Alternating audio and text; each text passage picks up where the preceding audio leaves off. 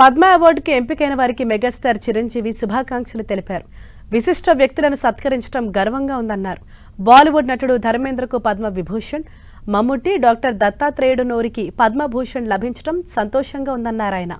మురళీమోహన్, రాజేంద్ర ప్రసాద్, మాధవన్, రోహిత్ శర్మ, హర్మన్ ప్రీతులు పద్మశ్రీని అందుకోవటం గర్వంగా ఉందన్నారు.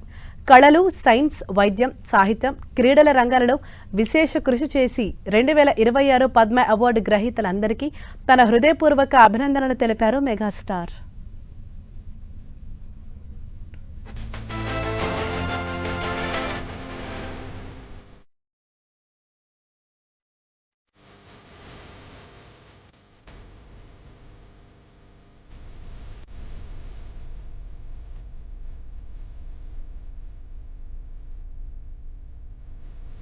తెలుగు దిగ్గజ నటులు రాజేంద్ర ప్రసాద్, మురళీమోహన్ అభినందించారు మెగాస్టార్ చిరంజీవి. వారి నివాసాలకి వెళ్లి ప్రత్యేకంగా సత్కరించారు. దశాబ్దాల సినీ ప్రయాణంపై వారిని చిరంజీవి ప్రత్యేకంగా అభినందించారు.